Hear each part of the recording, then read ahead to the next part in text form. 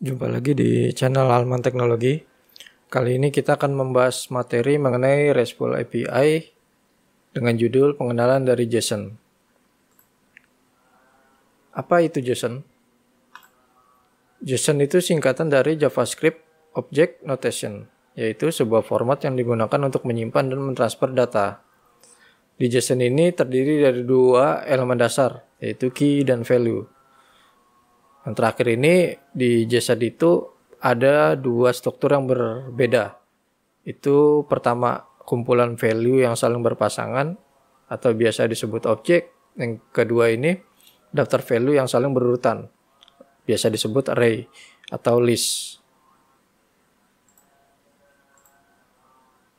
Di JSON itu pasti dimulai dengan kurung kurawal.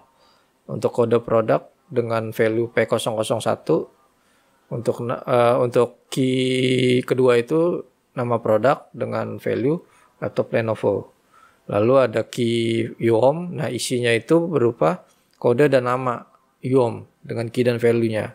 Nah, nanti kita akan mencari tahu nih bedanya di mana sih untuk contoh ini. Kita sekarang membahas mengenai tipe data di JSON. Apa aja tipe datanya? Yang pertama ini string. String itu adalah data yang terdiri dari karakter Unicode. Maksudnya Unicode ini apa? Jadi karakter ini, string ini kumpulan dari beberapa karakter, contoh huruf alfabet A sampai Z, diiringi dengan angka atau karakter lain selain simbol. Nah, itu biasa disebut string. Kalau dari contoh yang tadi itu, yang disebut string itu adalah kode produk dan nama produk dengan key-nya dan value-nya P001 dengan value laptop Lenovo. Lalu yang kedua itu objek. Yang tadi kita bahas di slide pertama itu, objek adalah sepasang key dan value. Jadi dari contoh yang tadi, apakah yang termasuk objek? Yang pertama ini adalah UOM. Di contoh yang tadi itu UOM, lalu ada kurung kurawal lagi dengan isi kode UOM pieces, nama UOM pieces. Nah, ini yang disebut objek dari kumpulan key dan value yang berpasangan. Lalu tipe data ketiga itu array. Array itu adalah kumpulan objek. Kumpulan ini ditandai dengan dibuka dengan ditutup dengan kurung siku. Contoh dari data yang tadi itu adalah cabang. Di cabang ini langsung dari resultnya ini ada kurung siku di depan dengan kurung siku di akhir. Dengan kurung kurawal lagi dengan key-nya kota.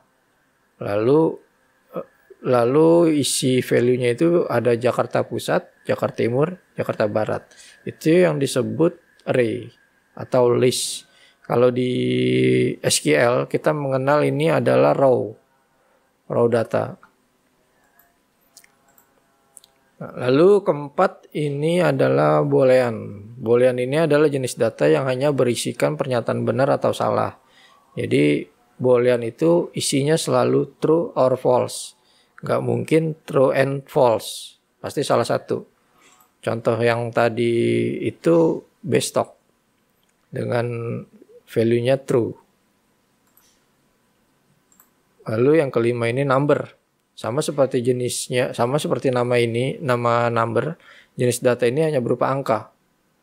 Jadi contoh 1, 2 atau sampai 1000. Apa bedanya dengan yang tadi?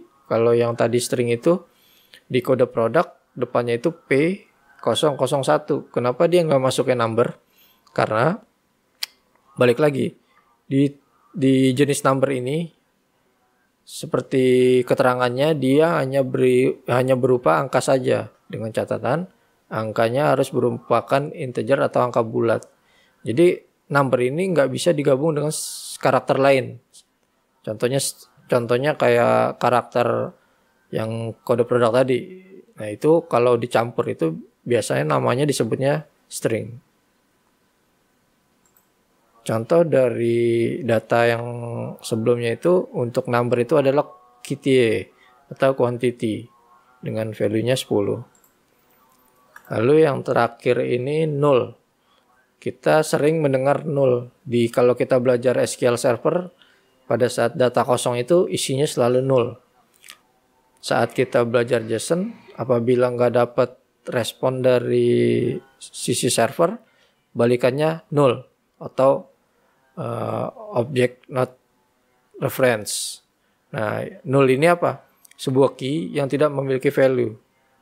Lalu kalau kita nggak nemu nilainya atau nemu value-nya, itu kita isikan aja seperti ini. Diubah tanggal null. Itu artinya dikosongkan. Nah, kita udah belajar mengenai tipe data di JSON yang ada 6 tadi. Lalu bagaimana sih pengaplikasian JSON ini? Kenapa contoh startup saat ini bisa terhubung? Contoh Tokopedia. Tokopedia ini bisa dapat data-data untuk pembayaran listrik. Terus bisa dapat data-data untuk pembelian tiket kereta atau tiket yang lain. Nah, bagaimana caranya? Nah, itu yang disebut penggunaan JSON di dalam RESTful API. Jadi kita bayangkan program lain, program A, program B, program C, atau program dari startup lain itu nggak perlu masuk ke dalam database kita. Tapi hanya perlu kita memberikan data yang diminta saja untuk integrasi. Nah, jadi karena sekarang di zaman saat ini sudah memakai semua API, itu sangat terbantu. Makanya kenapa contoh Traveloka ini bisa menjual jadwal-jadwal hotel. Nah, bisa jadi hotelnya itu memberikan jadwal atau secara back process itu ada kirim-mengirim data. Terus misalnya Tokopedia itu bisa dapat misalnya pembayaran pajak PBB. Itu bisa dapat tuh datanya dan kita bisa membayar lewat itu. Itu dari mana? Ya itu biasanya dari API. Jadi mungkin Pemprov atau Pemkot itu menyediakan API yang terhubung dengan atau kerjasama dengan pihak Tokopedia. Nah, itu kegunaan dari API di zaman saat ini sangat sering dipakai. Lalu ada lagi bank. Bank itu pada saat kita transfer uang dengan bank yang berbeda, itu kan kena cas. Nah, bagaimana sih metodenya bank itu untuk mentransfer? Nah, itu menggunakan API juga. Tapi API di sini nggak bersifat open, hanya untuk yang bekerja sama dengan dia. Lah, seperti itu. Oke, kita sekarang masuk ke materi implementasi dari JSON. Merubah dari objek menjadi JSON. Jadi di JSON ini ada objek. Objek itu apa? Variabel biasa. Variabel satuan. Oke. Nah, di sini saya memberikan contoh untuk 3 bahasa pemrograman yang berbeda, yaitu di PHP, di C#. Nah, kalau Checkers ini, kalau programmer itu bilangnya C#. Lalu di JavaScript, di PHP merubah objek menjadi JSON itu menggunakan sintaks encode. Untuk C# itu menggunakan sintaks JSON serialize. Di JavaScript itu menggunakan sintaks JSON stringify. Nah, itu cara merubah objek atau variabel biasa menjadi tipe data di JSON. Lalu bagaimana cara merubah sebaliknya? Merubah JSON menjadi objek. Sama, contoh dari kasus ini saya membuat 3 buah bahasa pemrograman yang berbeda. Yang pertama itu PHP. PHP itu disebutnya decode. Lalu di C# disebutnya itu JSON deserialize. Jadi ada serialize, lalu untuk mengconvert baliknya itu menggunakan deserialize. Yang ketiga itu JavaScript. JavaScript ini menggunakan JSON.parse. Nah, seperti itu. Oke. Langsung kita coba belajar implementasi JSON pada browser. Bagaimana sih cara mengambil atau mengambil, menerima atau melempar JSON itu. Oke, kita mulai aja. Di sini saya memakai Visual Studio Code untuk IDE-nya. Jadi teman-teman di sini kalau mau coba download, cari aja di Google Visual Studio Code. Nah, setelah di-download, lalu jangan lupa untuk mendapatkan tampilan untuk HTML. Contoh coding-coding pada saat kita ketekan HTML itu langsung keluar, itu autocomplete-nya langsung keluar. Itu harus install Beautify. Lalu ada lagi di sini saya menginstal JavaScript S6. Terus ada JavaScript debugger. Lalu ada JavaScript HTML CSS support, lalu HTML snippet. Nah, itu di download. Cara downloadnya contoh ini, diklik installnya. Pastikan teman-teman di sini punya koneksi internet untuk downloadnya. Oke, jika sudah semua, kita sekarang coba bikin file. Caranya bagaimana? Caranya itu klik di sini, ada new file atau new folder.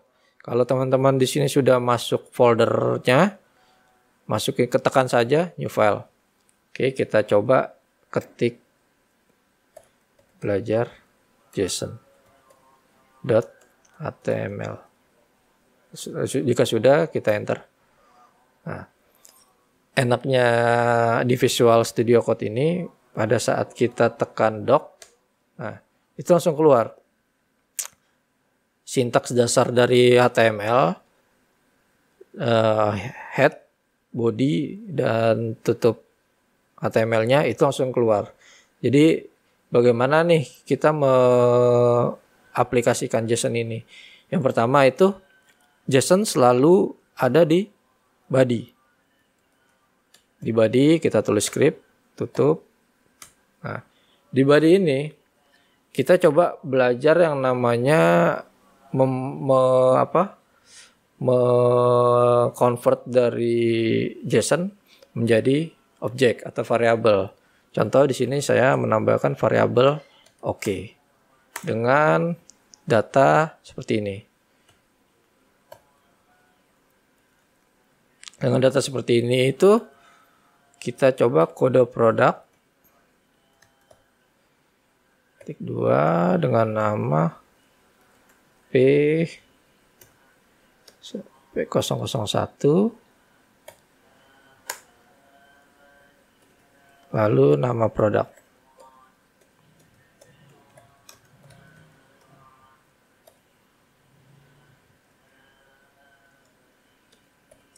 Laptop Lenovo. Oke, sudah sampai sini. Jangan lupa kalau udah, ini contoh variabel JSON-nya. Jadi kita misalkan teman-teman request ke server lain, contoh data yang dapat seperti ini. Ada kode dan nama, kode produk dan nama produk kita memisalkan data yang gampang. Oke, langsung kita masuk di sini inisial dari objek.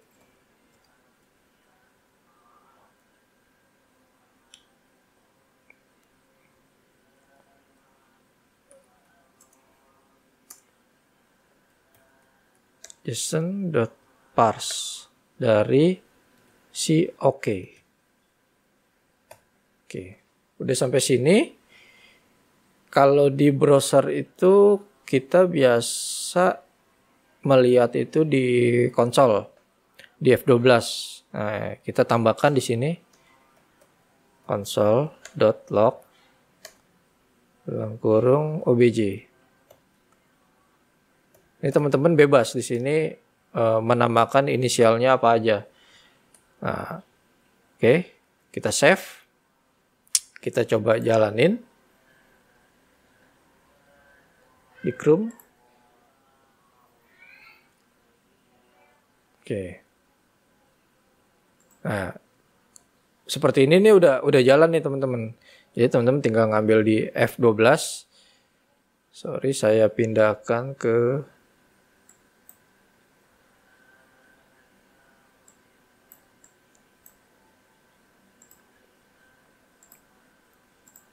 Oke. Di sini ada yang namanya konsol di browser. Jadi semua browser pun ada. Di Mozilla ada, di Chrome ada, di Safari ada, nanti tinggal dicoba aja. Nah, di sini ada objek. Tadi kan kita mau merubah dari JSON ke dalam sebuah objek. Maksudnya objek tadi apa? Tadi itu satuan.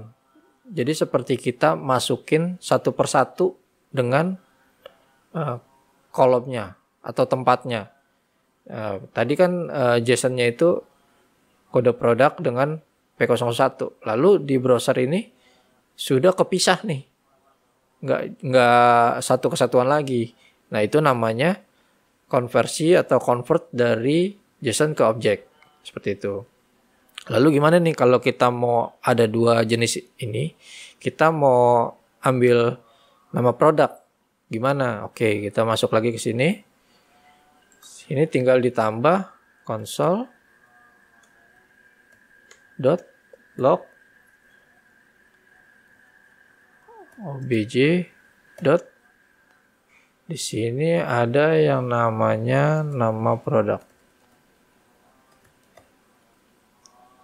Oke, kita save. Lalu browsernya kita F5. Nah, ini otomatis nih langsung keluar nih laptop Lenovo. Jadi seperti itu. Kalau misalnya datanya banyak, contoh ada 3 di sini.